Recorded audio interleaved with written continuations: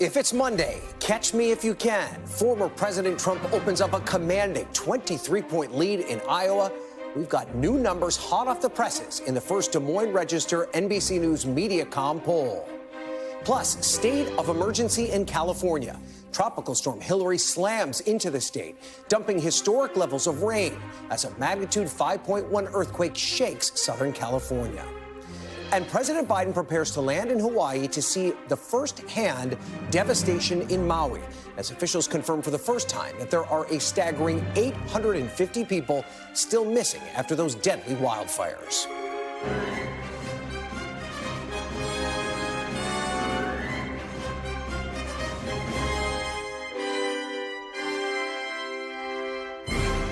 Hello and welcome to Meet the Press Now. I'm Ryan Nobles in for Kristen Welker at the beginning of the busiest week so far in the 2024 Republican primary for the frontrunner and the field. At some point in the next few days, former President Donald Trump will have to surrender to authorities in Georgia after being charged in that alleged racketeering scheme to overturn the 2020 election. Now, moments ago, several members of Trump's legal team were spotted leaving the Fulton County Courthouse. They say they have, quote, just about finalized the terms of Trump's surrender. Of course, on Wednesday night, it's the first Republican presidential debate, featuring at least 9 of his primary rivals, but not Trump, who says he's not going to show. And today, we're kicking off the unofficial start of the Iowa caucus season with the first Des Moines Register NBC News Mediacom poll, which just came out this morning. And we also have some new numbers hot off the presses just for this show. So let's dive in right now. Right now, among likely Iowa Republican caucus goers, 42% say that Donald Trump is their first choice. He's up 23% on his closest rival, Florida Governor Ron DeSantis. As you can see, no other candidate even cracks the double digits. For Mr. Trump, that 42% of support tracks closely with the 41% of Iowa Republican caucus goers who say they want him to continue as the leader of their party. 26% say that he was a good president, but it's time to move on. This is an interesting number, though. 31% say they want a clean break. There are more signs of strength for the former president in this poll. 65% of Iowans polling have said they have a favorable opinion of him. Now, that's higher than his standing in the Des Moines Register poll just before the 2016 Iowa caucuses, which he lost to Ted Cruz. So Iowa Republican voters like Donald Trump, but our poll shows they also have favorable views of some of his rivals. Take a look at this. Trump is actually the third most popular Republican running based on net favorability numbers. Behind him, ahead of him is South Carolina Senator Tim Scott and DeSantis, with Nikki Haley not far behind Trump. Now, the numbers suggest there is an opening for some of these candidates if the race ends up changing and Trump is weakened. So what weakens the former president among Iowa Republicans? Well, it's not more criminal charges, apparently.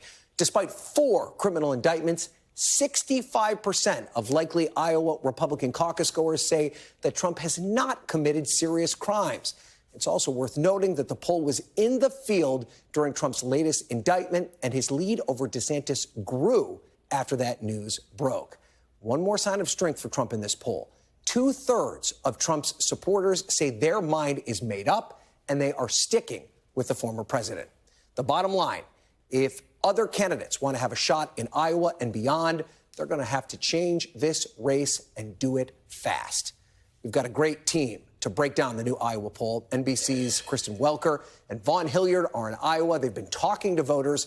Also with us, NBC News senior political editor Mark Murray and Ann Seltzer, the president of Seltzer and Company, which conducted the Des Moines Register NBC News Iowa poll. So, Kristen, let's start with you. You've been talking to these voters in Iowa. What are you hearing? What stood out to you? Well, Ryan, we've been talking to respondents of that poll, and they really reflect the diverse set of opinions that you essentially just laid out. I want to talk to you about 2 folks who we spoke with here in Iowa. Jordan Vandermolen, he is a cattle farmer here. He's a staunch Trump supporter. He voted for former President Trump in 2016 and 2020. He plans to do so again. He says despite the 4 indictments that the former president is facing, he thinks that that is all politics, so he's dismissing that. We also spoke spoke with Rachel Murdoch. She is a college professor, a self-described moderate, and she says it is time to move on from former President Trump. She hasn't made an opinion yet about those indictments facing the former president, but she doesn't think he's the future of the party. Take a listen to what both of them had to say. Is there anything that could shake your support in former President Trump? Absolutely not. I really don't think I would go any other way unless it wasn't an option. And he has a lead here in Iowa of more than 20 points over his nearest rival. How confident are you that former President Trump is going to win the Iowa caucuses? I think without a question of a doubt, he is going to be a Republican nominee. I felt like President Trump caused chaos and was self-serving in his office. This is my opinion. I know there are people who disagree with me, but I did not feel like he was there to serve us. He was there to serve himself and enrich himself, and has not been entirely ethical. And that was one of the reasons I didn't like him from the first. I didn't think he was an ethical human being in the first place. Now, Rachel Murdoch there says she hasn't decided who she plans to caucus for. We also spoke with Whitey Stang. He is someone who has supported former President Trump in the past, in 2016 and 2020, but says after January 6th, he no longer will. Right now, he likes Nikki Haley, but he says his mind is still open to the possibility of other candidates, and notably, Ryan, all of them. They have a diverse set of opinions, but their number one issue is the economy, high inflation, government spending. So they have a lot of differences, but that is where they agree. And it really reflects and bears out the numbers that we're seeing in the new polling today, Ryan. Wise men once said, it's the economy, stupid, right? And so, Kristen, from what voters have told you, are they going to be tuned into this Trump-less debate that's going to happen later this week? They absolutely will be watching very closely. And again, Ryan, what is so notable and what is reflected in the poll numbers that you just talked about is the fact that so many Iowa voters are still keeping their minds open when it comes to who that ultimate choice is going to be. So they're going to be watching very closely for the debate. Who's the strongest on the economy? And notably, Jordan Vandermolen, who supports former President Trump, says he wishes he would be on the stage. He says it's critical to participate in those types of events. He also thinks it's important not to be too confident at this point in the race. So they're going to be watching very closely, Ryan. All right, Kristen Welker, thank you. Let's turn to Vaughn now. You also spent some time talking with some of the actual respondents in this new Iowa poll. The numbers tell us one thing, but what did these voters tell you about what they believe should be the role of Trump in the party? How did they describe that?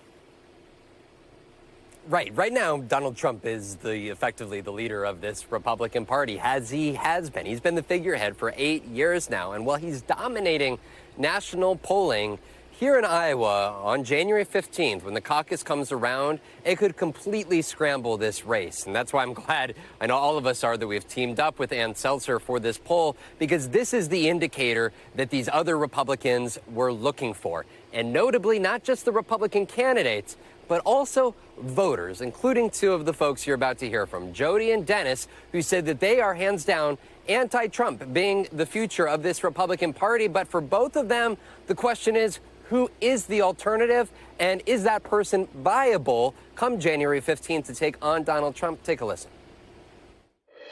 Do you believe the future of the Republican Party is being held up by Donald Trump? I think it's being destroyed by Donald Trump.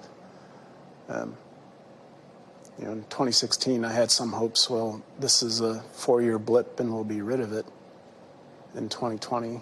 But given his hold on the party, the 50+% that stick with him no matter what. There are a lot of people like me that have been lifelong Republicans that will not vote for Donald Trump if he is the candidate. And I voted Democrat last year, even though I did not want to. I felt like it was the only choice I had. And so I'll vote for any Republican that gets on the ticket other than Donald Trump. Ron DeSantis? Yes. Tim Scott? Yes. Any of them. I will vote for any Republican. Would you vote for any of the other Republican candidates? I would vote for any of the other Republican candidates. Is there anything that you have seen so far that has merit when it comes to arguments you hear from others that want to move on from Donald Trump? I cannot think of any. I think that what I've heard mostly are people, particularly within Republican circles where I've heard, that have listened to the narrative by the left and have bought it. Ryan, you said the number at the top of the show. 2/3 of Trump supporters say they will definitely caucus for him on January 15th. Bob, who you heard from there at the end, being one of them. But those other two, Jody and Dennis, they represent that more than 50% of the constituency who suggests the Republican Party should move in a different direction from Donald Trump. But can they coalesce around one candidate? That's the outstanding question here. It feels like that was the same conversation we were having in 2016 as well. So speaking of Donald Trump, though, Vaughn, we did get some news on the legal front regarding the former president out of Fulton County ahead of Friday's deadline. What do we know about that?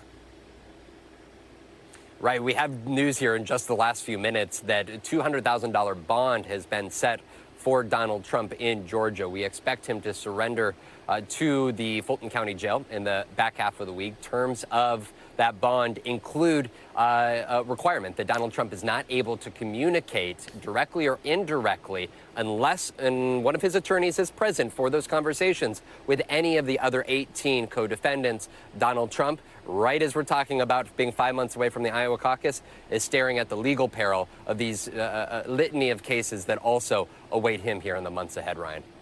All right, thank you, Vaughn. Let's bring in Ann and Mark now to talk more about this poll. Ann, I want to start with you and something that you said about this poll. You said, quote, I've been doing this for a long time. We've had candidates who started low and ended up winning. Anybody can come to Iowa and win. Anybody. And you are no doubt our Iowa expert. You know, Trump has a big lead here. Has there ever been a candidate who's made up this amount of ground based on the lead that Trump has here? I mean, what's your read on the state of the field right now? Well, my read is it's certainly a tough hill for another candidate to climb, but so many things can happen that shape the trajectory of the race that it's hard to sit here in August and say, this is the way things are going to go. We had George W. Bush back in 2000 who held a consistent lead all the way through, but it's more common that candidates go up and down and up and down. Now, we're in an unusual situation, and I would couch President Trump's lead as dominating right now. But there are other little tea leaves in this poll that says there's opportunity for other candidates to make a better showing even in our next poll. All right, Mark, let's talk about that because you've pointed out some of these openings for these Trump rivals if the GOP race ends up changing. And the things that traditionally change races, like criminal charges, for instance, they really haven't had any kind of an impact. So what would it take for one of these candidates to take advantage of what does appear to be a little bit of a soft spot in some of these numbers for Trump? Yeah, the indictments have actually ended up making former President Donald Trump stronger, not weaker. Overall, the poll has 65% of likely Republican caucus goers saying that, no, we don't believe that these charges, these investigations, these are amount to serious crimes, versus just 26% who say that, no, they are serious. And I think the poll ended up showing that Donald Trump's lead got stronger in the days after the indictment rather than before. The poll was conducted right in the middle of what was going on in Fulton County, Georgia. But importantly, you mentioned there's going to be another Iowa poll. And this right now is kind of the baseline we're going to see over the next 5 months. And we'll be able to track to see, has that actually changed? Do Republican caucus goers start to believe, you know what? After I've heard more about what's actually gone on, maybe things actually change, and we'll be able to find out from this polling all the way up to the caucuses that start on January 15th. And do you think that one question really kind of tells us the story of this primary so far in a nutshell? Yeah, right. I think that overall the primary has been about Donald Trump, and whether it is the investigations, the indictments against him, whether it's the voters that Vaughn and Kristen end up speaking to, dealing with do you want Donald Trump still to be your leader or not? I think that is right now the most important question going on in this Republican race. So to that point, Ann, 66% of Trump supporters say that they've made up their mind, and that adds up to about 20% of the vote. That wouldn't have been enough to win in 2016.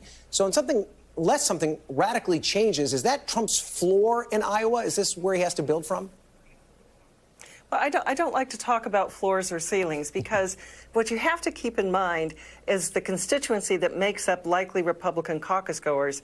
This is an evolving, changing, morphing pool of Iowans who are out there, and from cycle to cycle, it can dramatically change in terms of just the raw numbers and their makeup. So the opportunity for these candidates who are not Donald Trump is to build new caucus goers out of people who maybe haven't caucused before and maybe they're not completely tuned in, and so outnumber that core that is very staunchly for President Trump and unlikely to move. In terms of his stranglehold on the party, Mark, our poll, the numbers we just revealed this hour say that 41% of Republican caucus goers want him to remain the head of their party. That is pretty well in line with his favorability numbers. That's probably not a coincidence. Yeah, not only his favorability number, but also his ballot position. It's 41% say, hey, we want Donald Trump, the leader of the party.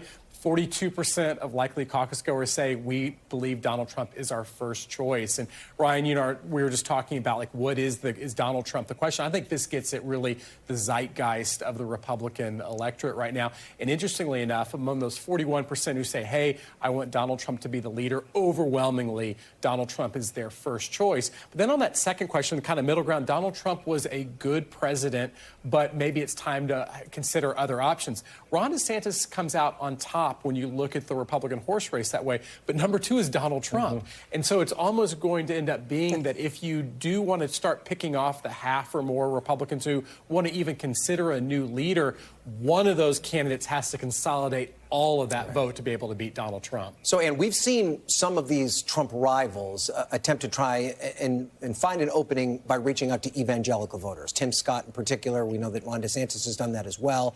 That is a key in Iowa, right? It was probably part of Trump's downfall in 2016. He's now their favored candidate among that group. What do you think has changed? Well, what do I think has changed? I think, I'm sorry, who did you say was the favorite among evangelicals? Donald Trump, 74%. Donald Trump, yeah. Which he led with in 2016 as well.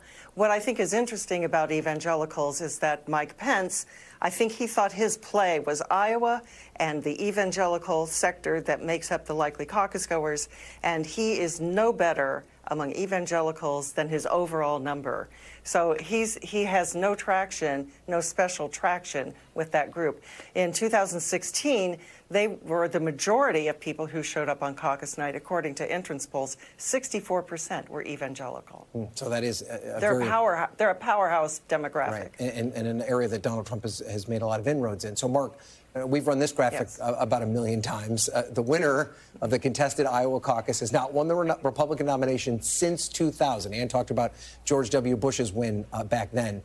The GOP looks a lot more like the Republican Party than it has in years past. Could this be the year where they break that trend? Yeah, and again, I think 2000 is the one here. We haven't really seen a Republican candidate have a lead of this magnitude since George W. Bush was running in 2000, and ended up leading consistently in the Iowa poll, ended up winning the Iowa caucus in 2000. But you're exactly right. Ever since then, really the person who's ended up winning Iowa on the Republican side hasn't necessarily gone on to win the nomination. But I think the reason that we're talking about Iowa, that Ann is polling about Iowa, is that this is really, I think, the make or break contest. If you want to be able to defeat Donald Trump for the Republican nomination, has to start in Iowa. You can't come in second or third to him in Iowa, come in second or third to him in New Hampshire, and still have a really good slingshot to the nomination. So I think it really has to start in the Hawkeye state if you want to pull off the upset. All right, Mark Murray and Ann Seltzer, I'm sure you've heard this 1 million times from NBC folks, but we're so glad to be partnering with you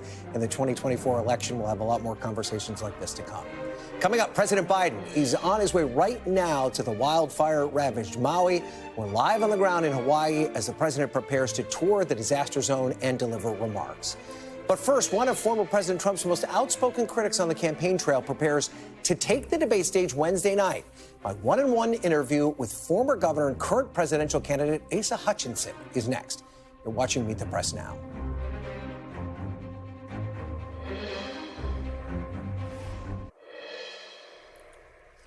Welcome back. With our new Iowa poll showing President Trump's continued dominance in the Republican presidential primary, Wednesday night's first debate could be a chance for one of his rivals to try and change the trajectory of the race.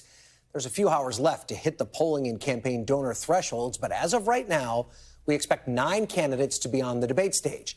Donald Trump confirmed in a social media post over the weekend that he will not be among those attending.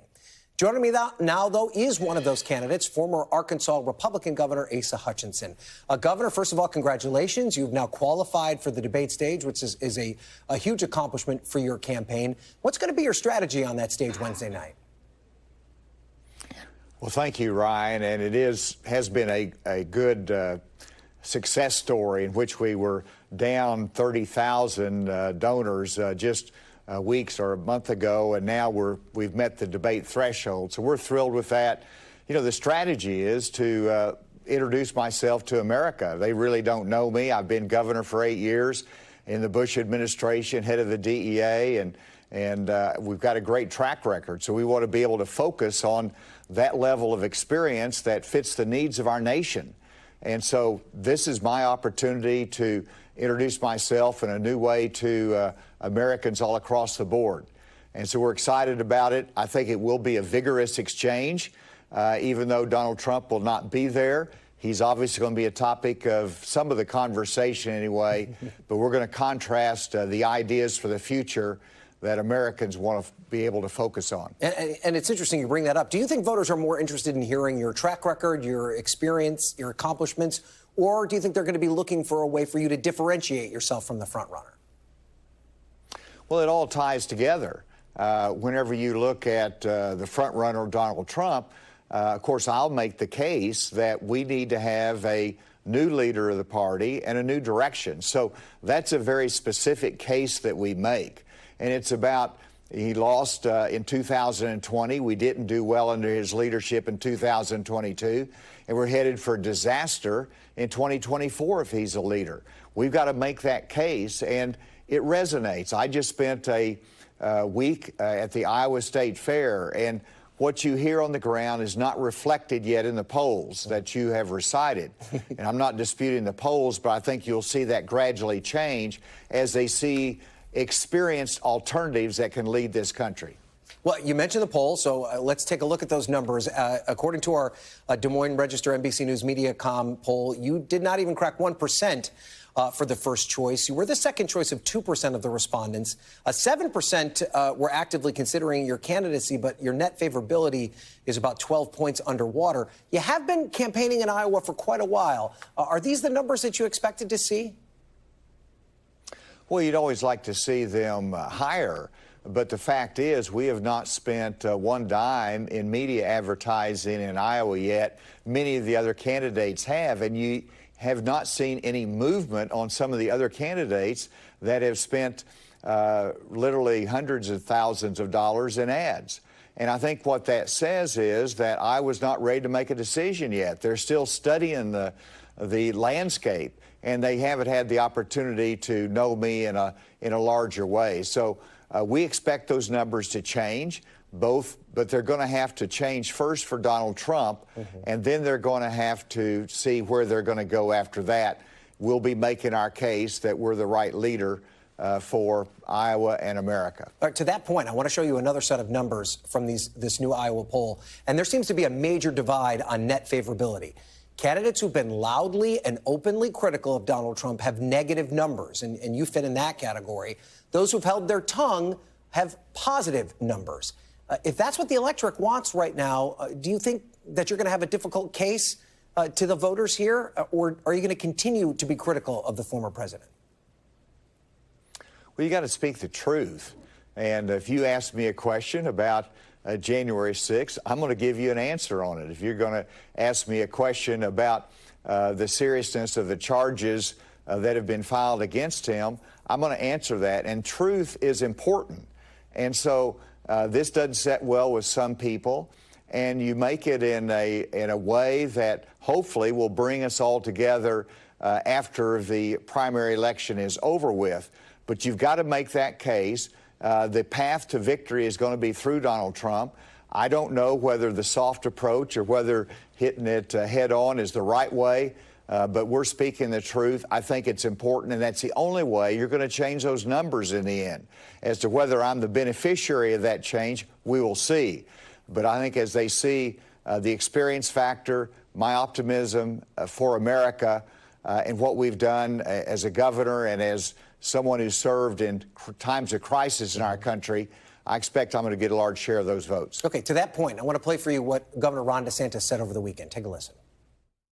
We have a strand in our party that views supporting Trump as whether you are a rhino or not. And so you could be the most conservative person since sliced bread. Unless you're kissing his rear end, they will somehow call you a rhino. If all we are is listless vessels that's just supposed to follow, whatever happens to come down the pike on Truth Social every morning, that's not going to be a durable movement. Do you agree with those comments?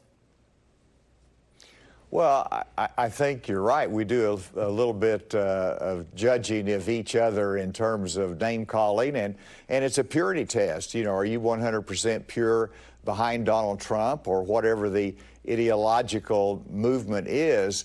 And we have to have diversity in our party for ideas, for differing views, and then be able to come together whenever the primary is over. That's the vision that I have.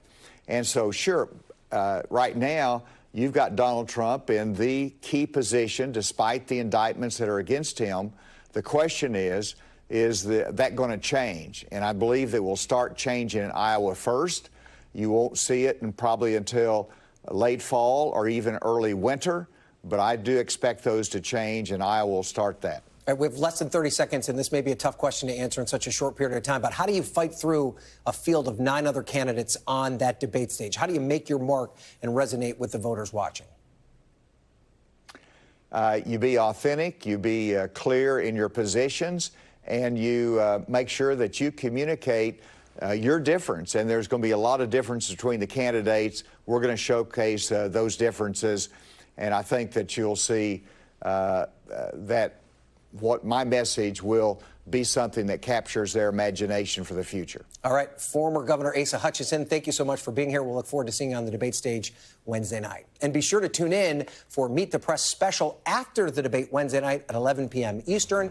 Chuck will have analysis and reaction with an all-star team of reporters, analysts, and interviews with top campaign officials. Don't miss it. And up next, the fallout from the first tropical storm to slam Southern California in more than 80 years. You're watching Meet the Press now.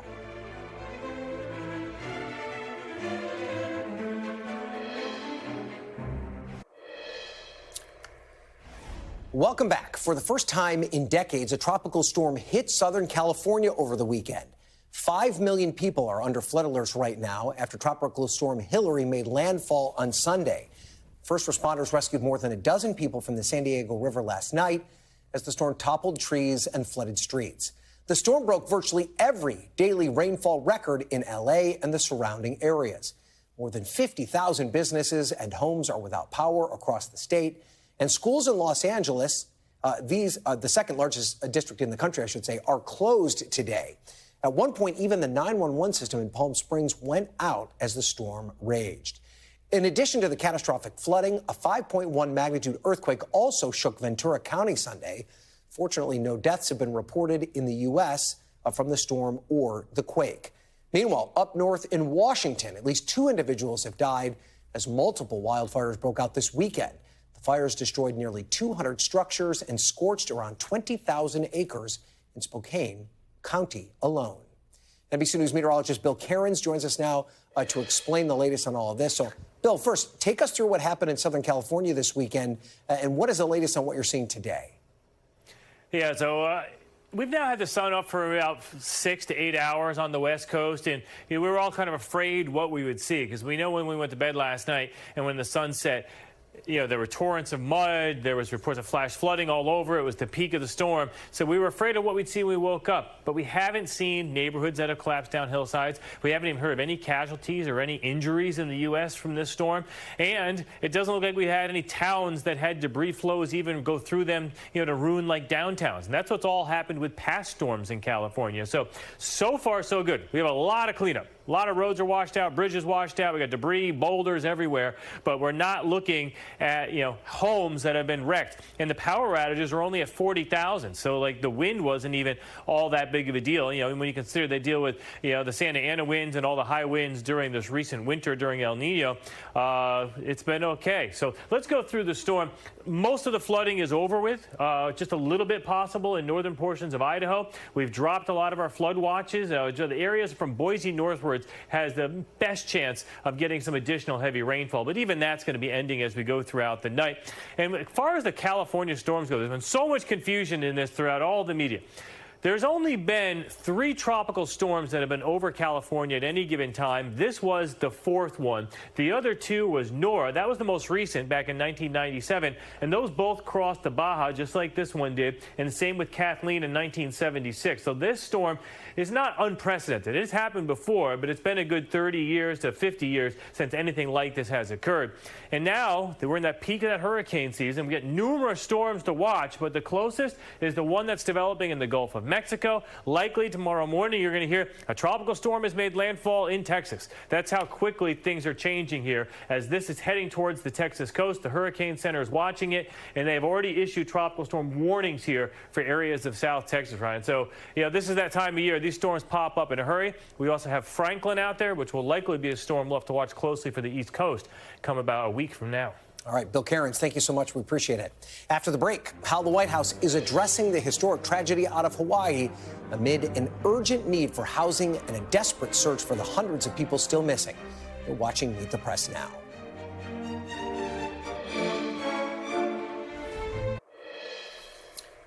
Welcome back. Officials have now confirmed that 850 people remain missing after the devastating wildfires in Maui. This is the first time that officials have released a firm number of missing since the fires began 2 weeks ago. Those 850 people are in addition to the 114 people confirmed to have died in the fires. And sadly, the death toll is expected to keep rising as search and recovery teams continue to work through the affected areas. And as that search for victims goes on, President Biden and First Lady Jill Biden are expected to land in Maui in the next few minutes. They will take a tour of the devastation and meet with residents, first responders, and local officials. NBC News correspondent Dana Griffin joins me from Maui ahead of the president's visit. Dana, 850 people now officially classified as missing in these wildfires. How did the county get to that number, and what is the latest on the search and recovery efforts to find them? Yeah, Ryan, that's a really great question. Officials have not yet explained their methodology for getting to that number. We know earlier on during this disaster, a Google document was actually created, and it helped a lot of families to see where their loved ones were if they were still missing. And that document, I believe at this hour, is at $7.99. So that may play a role in the numbers of missing. We're also told that the FBI has been assisting with that count, along with some aid groups here on the ground. As far as the search and recovery goes, 85% of this decimated area has been searched so far. Officials tell us the next 15% will likely take weeks, and that's because a lot of these buildings are not structurally sound. I actually spoke with a FEMA representative. He says that they actually have to take some of these taller buildings layer by layer just to search the remains, just to search that for remains. So we're expected to see that over the next several weeks, and it's going to be yet another slow, painstaking process. And for people who are wondering, how do you have that high a number of people still missing, yet a majority of the burn areas searched, we are told by officials, including Governor Green, that this fire burned so hot it turned a lot of those remains to ashes. And he said, unfortunately, some of the missing will never be found. Ryan? That is heartbreaking. Dana Griffin, thank you. Housing, of course, one of the main concerns right now for survivors of the fire. And I'm joined now by Adrianne Todman, who's the Deputy Secretary of Housing and Urban Development for the Biden administration. Thank you for being here, Deputy Secretary. Nearly 2,000 buildings were destroyed in the fires, the majority of them houses. Can you give us an update on what the current housing and shelter situation is like on the ground there? And does HUD have a plan for making sure that survivors have long-term housing?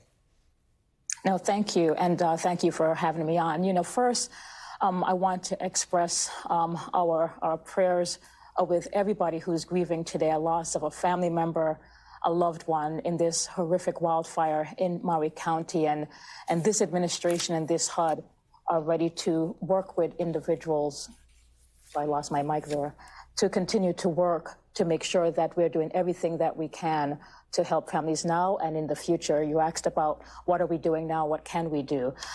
So as you know, there's over 1,000 federal personnel who are on the ground now supporting the people of Maui County, and our partners at FEMA are playing a strong leadership role in getting that work done. But the president has made it clear his expectation that this is a all-of-government event. So HUD, Commerce, USDA, VA, SBA, all of us have a role to play to make sure that the Maui is rebuilt.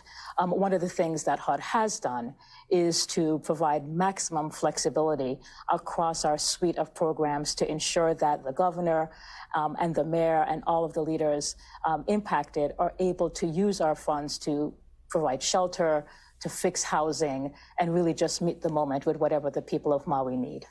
And historically, FEMA has given housing credits to people who've lost their homes in natural disasters. But on Maui, affordable housing is really a limited resource. Do these specific circumstances require different solutions than you would deal with in a mainland hurricane or fire?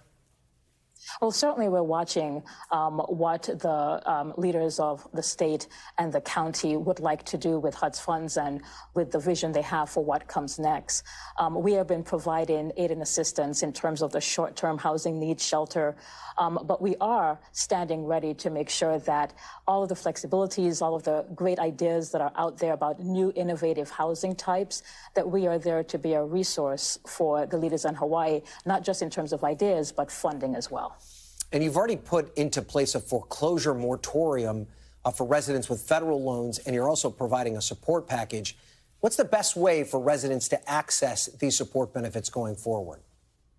Absolutely. So, we join our partners, FEMA, in their disaster recovery center and make sure that there's information there as families are availing themselves and signing up for disaster assistance. There'll also be information about ways that they can protect their assets. And as you mentioned, HUD has joined with all of our housing partners, whether it's Fannie Mae, Freddie Mac, FHA, where we're all come together to make sure that we are providing families with an opportunity to hold on to their land, hold on to their homes, and creating an opportunity for forbearance so they don't have to worry about payments right now. They can just focus on the path ahead and their loved ones. And you've already sounded the alarm on predatory real estate companies who are trying to buy out land from under-survivors. The governor said that he'd like to put a moratorium on the sale of land. Is there any role that HUD can play on that front? Look, we work with the private sector all the time to build housing and to improve housing supply across the country. But I've got to say, if there are people who are using this moment to take advantage of folks while they're at their lowest, while they're grieving families and loved ones, while they're trying to figure out what the future holds, to take their land and home from them, I find that distasteful, quite frankly. And we certainly echo the governor when he says that this is not the moment, that we need to make sure that the land, which is so very precious to the people in Hawaii, that people are able to hold on to their land and rebuild in the future. And how concerned are you about the displacement of the local Maui community? We did see thousands of people displaced from Puerto Rico in the wake of Hurricane Maria. Many of them never came back. How do you avoid that happening in this particular instance? Well, first of all, we have to give people hope that we will be there for them in the future. And that is certainly what the president seeks to deliver when he and the First Lady land shortly, that we will be there for them now and we will be there for them during rebuilding. We're also going to provide funding. Certainly our partners at FEMA are first in line, and we'll be providing families immediate individual assistance. And HUD, through our disaster recovery funds, which we are sure that we will receive from the Congress at some point, that we'll receive those funds and be able to provide leaders with the funding they need to build back in a more resilient way that really respects the tradition, the cultures, and the land of Hawaii. All right, monumental task in front of you. Adrianne, Todman, thank you so much. We appreciate you being here. And still to come, my new reporting on a rising Republican star with potential presidential ambitions and why Democrats are getting nervous. You're watching Meet the Press Now.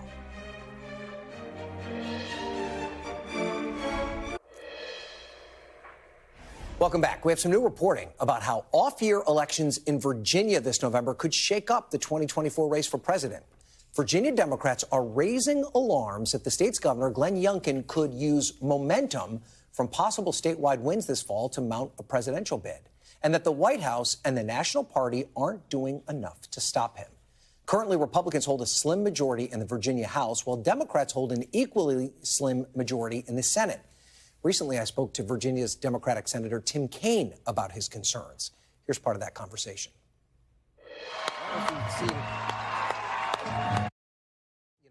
In terms of raising money at a national level, as we have this time around, what type of influence do you think he's having over these races? Well, look, I think you're right that he is going all in to win these races, and it's heavily with out-of-state fundraising. And, to the extent I have a little bit of concern standing here in August, a couple months before the election, I don't think there's the same national donor focus on Virginia as Governor Youngkin is pushing on the Republican side.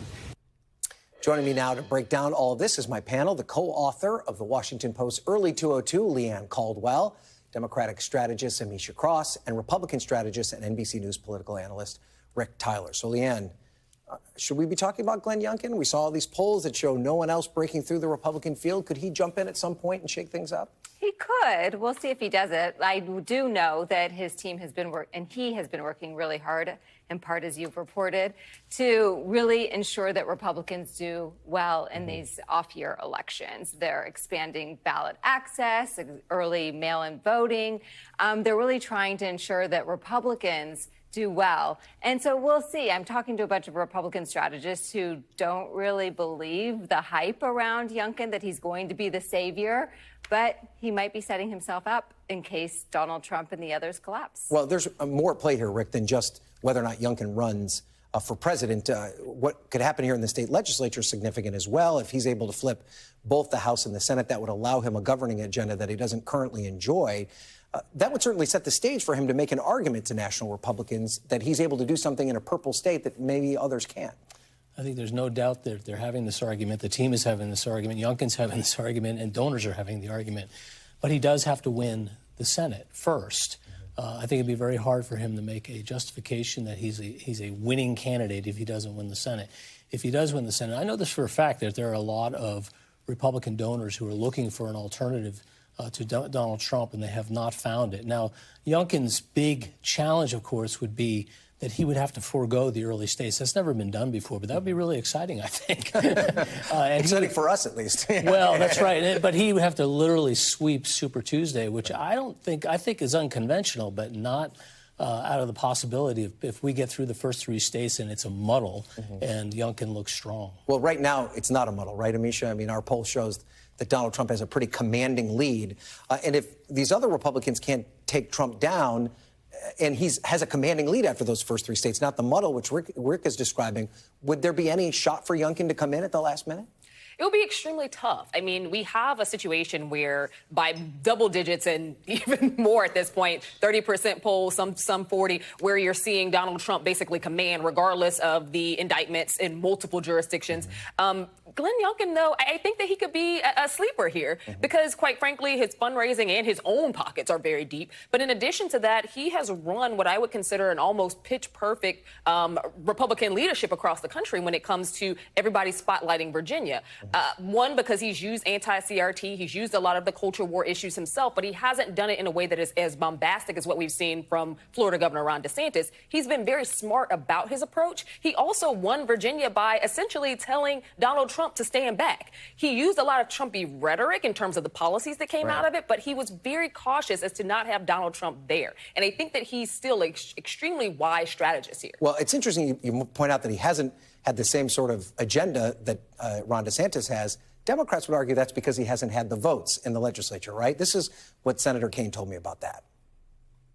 Could he potentially turn Virginia policy in a pretty far right direction as a way to establish himself as a national Republican You think figure? about a DeSantis model, and, I think Governor Youngkin has often talked about Governor DeSantis of Florida as kind of a role model for him as a governor. With two Republican houses, look, you see efforts underway around Virginia in some local school jurisdictions to ban books, pull books out of school libraries, pull books out of the public library system. You will see an effort to end Virginia's status as the only southern state that follows Roe v. Wade, and you'll see efforts to dramatically change voting rules, even though the expanded voting rules helped Governor Youngkin win in 2021. Now, he can't run for re-election, Rick, so could he just go all in on these Republican policies to make him a more attractive national Republican candidate? I think part of his attractiveness, as you outlined very, very well, by the way, is going to be that he is sort of an unknown. So when I say that there is a muddle after the first 3 states, I don't necessarily mean that Donald Trump's going to lose. He may or may not lose. But remember, Iowa is well established because people get organizations there, and then the rest is like people are semi-organized in Virginia. They're not organized in South Carolina. And then it's Super Tuesday. Nobody's organized because there's no money to do all that. And he may, if these indictments go through and we have court dates, things could change very, very quickly. And DeSantis, in my opinion, has already run his course as the second choice. He's not it. He's not going to be it. And nobody knows who the second choice is now. And, of course, the debates are going to try to figure that out. But Glenn Youngkin is in a very good position, I think, to do that. It would be unconventional, but he might be able to pull it off. All right, let's talk where things are established, Leigh Ann, and that is Iowa. And our new poll out today showing Donald Trump holding on to this commanding lead. If you are the others in this Republican field, is there anything that you can take out of these numbers that would demonstrate any sort of hope leading into these caucuses now in just a couple of months? Well, it's interesting. Looking at these numbers, especially the favorable versus unfavorable numbers, the people who are underwater, the candidates who are underwater, are the candidates who have been attacking Donald Trump. Mike Pence, Chris Christie, Asa Hutchinson. And so maybe that is not the path to winning the Republican primary. They might have alternative motives, especially Chris Christie and Asa Hutchinson. But, you know, looking towards this debate on Wednesday, I spoke to a lot of Republican strategists over the weekend, and they are unanimously in agreement that Donald Trump has sucked all of the oxygen out of the room. And how do you compete with someone who isn't even there? And so it's a huge challenge for all of these Republican candidates to get beyond the power of Donald Trump's support. And Ameshia, when you look at those same poll numbers that Leigh Ann's talking about in terms of favorability rating, the candidates are at the top of this list, and some of them actually have better net favorability ratings than Donald Trump, are all candidates that have been kind to Donald Trump. Nikki Haley, Tim Scott, DeSantis to a certain extent. Are they just running for second place? Are they doing anything to distinguish themselves from Trump as the front runner? They're absolutely running for second place at this point. But even before this poll came out, they knew the base, and the base isn't just the MAGA crowd. The base is Republican voters, and they know that they do not support you attacking Trump. So they were not going to go on the offense extremely hard, which I think that we've definitely seen from a handful of people who are at the bottom of this poll. But they weren't going to do that because they still have to court that base.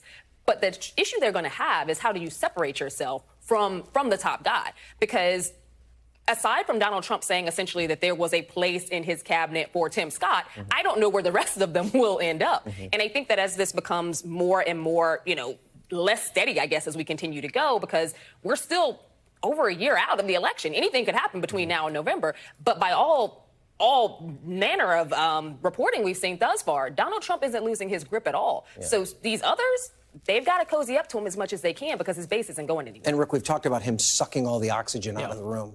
Can he suck the oxygen out of a room he's not in on that debate stage Wednesday night? But let me just comment on two things. One is I think Ted Cruz was in single digits at this point. But there wasn't somebody else at 42%. That's true. Yeah. The second thing is, while it is true that the high negatives correspond to the people who are attacking Trump, what I think that the unknown, Trump is always an unknown to how to run against, but now he has a record. He does not have a conservative record. He doesn't have a Republican record as president.